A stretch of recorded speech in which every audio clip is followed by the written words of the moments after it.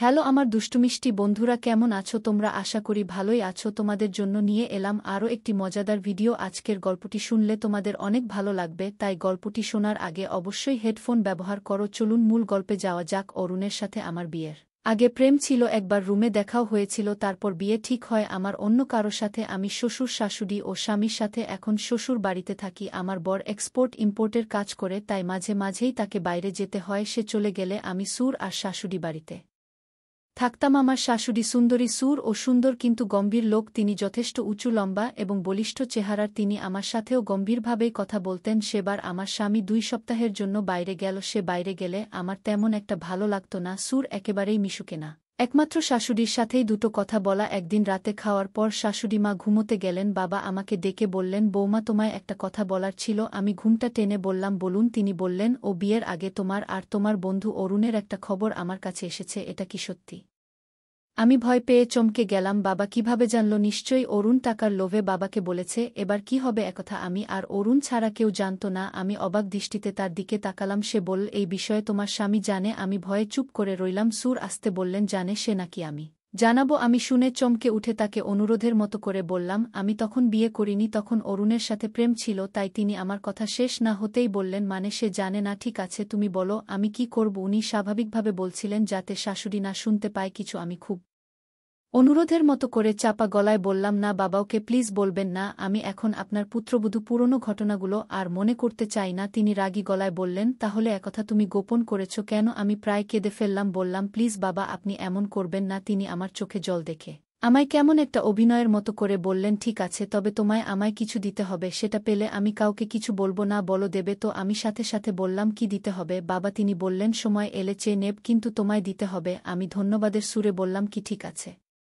বাবা। উনি আমার মাথায় হাত বুলিয়ে একটা দৃষ্টিতে আমার দিকে তাকিয়ে একটা হাসি দিয়ে চলে গেলেন। কিছুক্ষণ পরে ধাতস্থ হয়ে আমি খাটে শুয়ে ভাবলাম, শ্বশুরের কি এমন চাই? মনে হলো তার ইঙ্গিত নোংরা না হলে তিনি আমার দিকে তাকিয়ে ওভাবে হাসতেন না। এরপর থেকে আমি ভয়ে ভয়ে দিন কাটাচ্ছিলাম। কি করব বুঝতে পারছিলাম না। সুর আমাকে তারপর থেকে তেমন কিছু বললেন না। কম কথা বলছি, তাই শাশুড়ি একদিন জিজ্ঞেস করে বল, কি হয়েছে বৌমা? আমি বললাম, আমার শরীরটা ভালো নেই মা। তিনি বললেন, ঠিক আছে, নিজের খেয়াল রেখো। আমি দুদিন একটু বোনের বাড়ি যাব।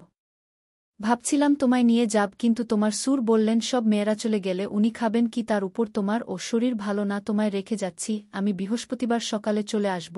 আমি বললাম, মা আমি একা পারব। তিনি বললেন, একা কোথায়? তোমার সুর তো আছেন। আমি আর কিছু বলতে পারলাম না। পরদিন বিকালে আমার শাশুড়ি চলে যায়। রাতে বাবা খাবার খেয়ে ওঠার সময় বললেন, বৌমা একবার আমার ঘরে জল দিয়ে যেও। আমি ভয়ে ছিলাম। বাইরে বৃষ্টি আরম্ভ হলো। জলের বোতল নিয়ে তার ঘরে ঢুকলাম। বললাম, বাবা জলের বোতল। তিনি আমার দিকে তাকিয়ে এগিয়ে এলেন, তারপর হাতের বোতল নিয়ে টেবিলে রেখে বললেন, আজ পুরো বাড়িতে তুমি আমি একা। তুমি বলেছিলে দেবে, আজ দাও। আমি বুঝলাম বাবা সেদিন কি চাইছিল। আমি তার ইঙ্গিত বুঝতে পেরে আশ্চর্য হয়ে বললাম, কি আপনি কি বলেছেন বাবা? আমি আপনার বৌমা। তিনি বললেন, তো কি হয়েছে? মেয়ে তো হতেই পারে। আমি লজ্জায় ভয়ে মুখ নামিয়ে নিলাম। তিনি আমার থুতনিতে হাত দিয়ে মুখ উঠিয়ে নিয়ে বললেন, তুমি খুবই সুন্দরী মেয়ে সোমা। গায়ের রং থেকে মুখের গড়ন কি করি বলো? শত হলেও চায় যখন তখন এমন একটা প্ল্যান করলাম। তুমিও একা আর তোমার কাছে কোনো বিকল্প নেই। অবাকভাবে তার দিকে তাকিয়ে রইলাম। তিনি আমার দিকে তাকিয়ে আছেন। এরপর অদ্ভুত আচরণ করতে লাগলেন। আধা ঘণ্টা পর নিজের বেডরুমে ঢুকে পা দিয়ে ঠেলে দরজাটা পুরো বন্ধ করে দিলেন। আমি সকালে ঘুম ভেঙে দেখলাম উনি আমার পাশে শুয়ে অঝরে ঘুমোচ্ছেন। আমার সারা শরীর ব্যথা। আমি উঠে বাথরুমে গিয়ে স্নান করে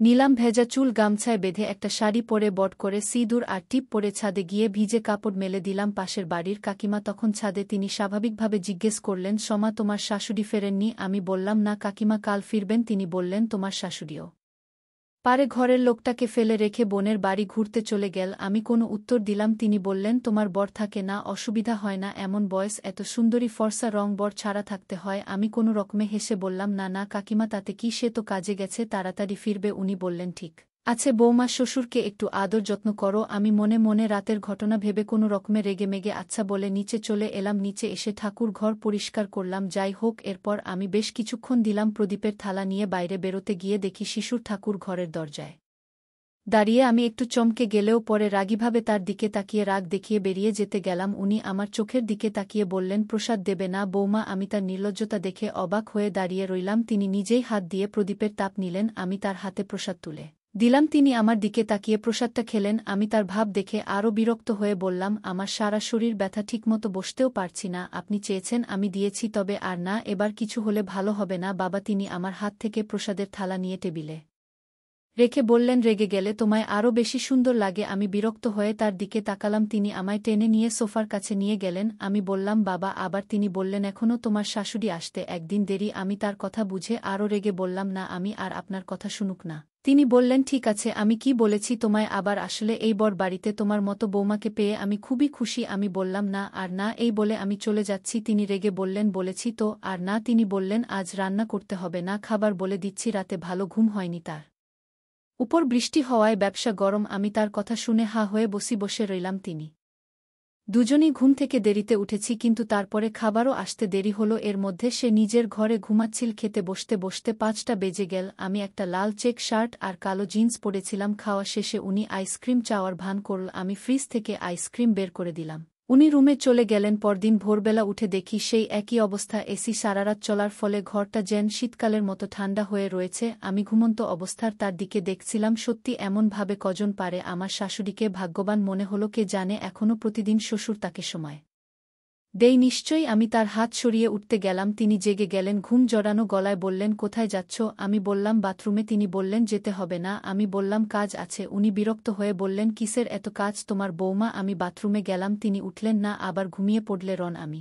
স্নান করে পুজো দিয়ে বাজারে গেলাম। তিনি তখনও ঘুমিয়ে। আমি বাজার সেরে মেডিসিন শপ থেকে ওষুধ নিলাম। বাড়ি ফিরে আমি সুরকে ডেকে ঘুম ভাঙালাম। তিনি ঘুম থেকে উঠে স্নান করতে গেলেন। আমি দুপুরের রান্না ছড়িয়ে দিলাম। সেদিন বিকালের আগেই শাশুড়ি বাড়ি ফিরল। স্বাভাবিকভাবেই কেউ কিছু টের পেল না, কিন্তু আমার তারপরেও 2 দিন বসতে অসুবিধা হচ্ছিল। একসময় আমার স্বামীও বাড়ি ফিরল, কিন্তু একটা সমস্যা হলো। সেদিনের পর থেকে শ্বশুর আমাকে বিভিন্নভাবে ইনডাইরেক্টলি সেই 2 দিনের কথা নিয়ে খোঁটা দিতেন। কখনো প্রশ্ন করতেন আমার বাচ্চা হবে কিনা। আমি ভয়ে থাকতাম তিনি এমন করবেন, এটা কথা ছিল না। আবার এত কিছু ঘটে যাওয়ার পর তাকে বাধা দিয়েও কোনো লাভ নেই। আবার সবকিছু জানাজানি হলেও চাপ। আমি চাইছিলাম সবকিছু ভুলে যেতে, কিন্তু তিনি বারবার বিভিন্ন কথা বলে আমায় সব মনে করিয়ে দিতেন। তার উপর তার চোখের চাহনি আর মুখের নিঃশব্দ শয়তানি হাসি। একদিন স্বামী শাশুড়ি দুজনেই বাড়িতে। সকালে ঘুম থেকে উঠে সবে স্নান করতে যাব, এমন সময় দেখি শ্বশুর আমার পিছনে দাঁড়িয়ে। আমি ভয়তে স্থির হয়ে গেলাম। তখন আমার স্বামী ঘুমিয়ে আর শাশুড়ি মা ঠাকুর ঘরে ছিলেন। আমার বুকটা কেঁপে উঠল। তিনি বাথরুমে ঢুকলেন, তারপর বাথরুমের দরজাটা ভেতর থেকে বন্ধ করে দিলেন। আমি তাকে নিচু গলায় বললাম, এখন সবাই বাড়িতে আছে, তাও তার কোনো পরিবর্তন হলো না। আমি কি করব বুঝতে পারছি না। ওনাকে এত বললাম, তাও শুনল না, অদ্ভুত আচরণ করতে লাগল। এরপর তিনি বাথরুমের দরজা খুলে এদিক ওদিক তাকিয়ে বেরিয়ে গেলেন। এরকম প্রায় 1 সপ্তাহ চলার পর আমি একটা ডিসিশন নিলাম মনে মনে। এর ঠিক 4 সপ্তাহ পর শ্বশুরের শরীর খারাপ হতে শুরু করল। মাঝে মাঝেই তিনি ফুড পয়জনিং এর জন্য পেটে ব্যথা অনুভব করতেন। 1 মাসের মধ্যে তার অবস্থা আরও খারাপ হল, এমনকি শরীরও ভাঙতে শুরু করল। আমার স্বামী বেশ কিছুদিন থেকে গিয়েও অবশেষে ব্যবসা কাজে কলকাতা যাওয়ার জন্য রওনা হলেন। যদিও সে ডাক্তার বা ওষুধের কোনো কমতি রাখেনি, তবুও 1.5 মাসের মধ্যে শ্বশুর মশাই বিছানায় পড়লেন। তার স্ট্রোক হয়েছে জানা গেল। সেই যে বিছানায় পড়ল, আর উঠতে পারল না। ডাক্তার অনেক দেখানো হলো, কিন্তু ফল কিছু হলো না। কেউ সঠিকভাবে কিছু বলতে পারল না। সবাই বলল সুগারের কারণে, আর দুশ্চিন্তায় তার এই অবস্থা হয়েছে। 2 মাস যেতে না যেতেই প্রেসার, সুগার, আরও কিছু বার্ধক্যজনিত রোগের শিকার হয়ে তিনি ইহলোক ত্যাগ করলেন। সবাই ভাবল বুড়ো হয়ে মারা গেছেন, কিন্তু আসল ব্যাপারটা কেউ টের পেল না। তার মৃত্যুর পর আমি কিছুটা নিশ্চিন্ত হলাম, অবশ্য পুরোটা না। ভাগ্য ভালো, কেউ কিছুই জানল না। যদি জানত, সে আমার স্বামী হোক বা শাশুড়ি, তারও একই পরিণতি হতো। অর্থাৎ এক্ষেত্রে তাদের ভাগ্য আমার থেকেও ভালো বলতে হবে। সুর আমাকে খোঁটা দিলেও কখনো কাউকে কিছু বলেনি, এটা বুঝলাম, কিন্তু বলতেও তো পারত।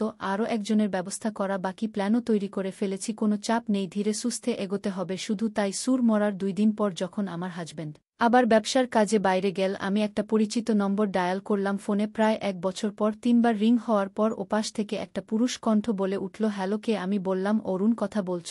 আমি সমা বলছি। বন্ধুরা, আজকের মতো এখানেই শেষ করলাম, দেখা হবে পরের ভিডিওতে। সবাই ভালো থাকুন, ধন্যবাদ।